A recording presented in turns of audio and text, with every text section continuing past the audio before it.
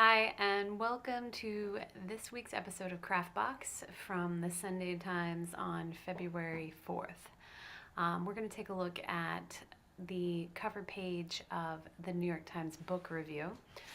We are looking at this really outstanding article written on the cover here by Katie Kitamura. Discussing Tom Malquitz's In Every Moment We Are Still Alive. This is a book that she's reviewing that's a sort of recent kind of memoir, really tragic story about his wife passing away right before or right after his daughter is born, and him trying to sort of embrace both the beginning and the end of things at the same time. So it's a pretty tragic tale, but one of the things that really impressed me about the book review of it is that as I got a little farther into the review, down to the second page, she was really insightful and thoughtful about the role of literature in contemporary times. So this is a kind of move towards thinking about why we read literature, what literature can do for us, and it seems like a really helpful question to kind of tackle, especially as you move towards something like a literary analysis, which so many people have to do for their English classes. So let's take a look at how she does it. So, as a daughter is born, a young mother dies. It goes on for quite a bit. And then we get down to this question that is posed to us.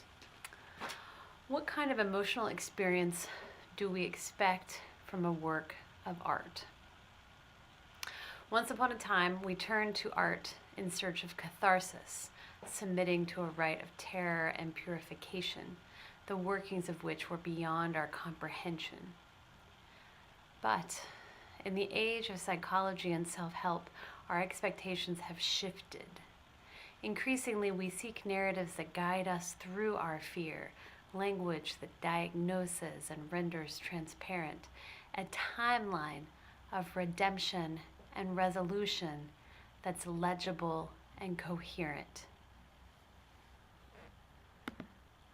Malquist denies us that timeline. So I thought this was a really clever combination and also really thoughtful and deep, thinking about what is the goal of this work of literature. How does that play with or against a reader's expectations?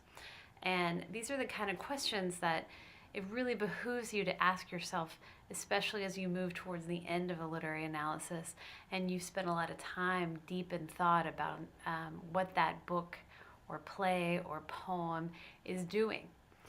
So she talks about here how at one point we look to art to kind of express something beyond our comprehension, but that nowadays we don't want that. We don't want that kind of mystery from art. Instead, we're looking for something that creates a kind of transparency. We want a telling that helps us make sense of life. And I'm sure, as you can imagine, with such a tragic book as this one that's being reviewed, he doesn't have any easy answers for us. And so this timeline, as she says, of redemption and resolution is not in this book. And so all of this is to say that you may not like this book. You may want a book that helps you, guide you through your fear. But that's not what we've always wanted from books, and it's not what this book's going to give us. That kind of story of redemption and resolution, that tidiness, isn't going to be found in this book. And I believe that she's arguing that that's a great move for this author to make, that we need to be returning to literature that keeps us in these moments beyond comprehension. So this is a really great moment of literary analysis, and I know that, as I said before, most of my students are busy writing literary analysis all the time, but how often are we reading really great moments of literary analysis?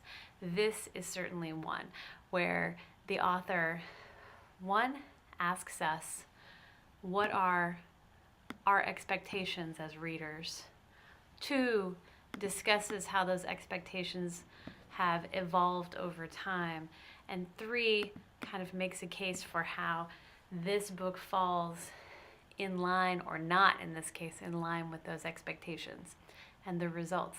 So it's really clever.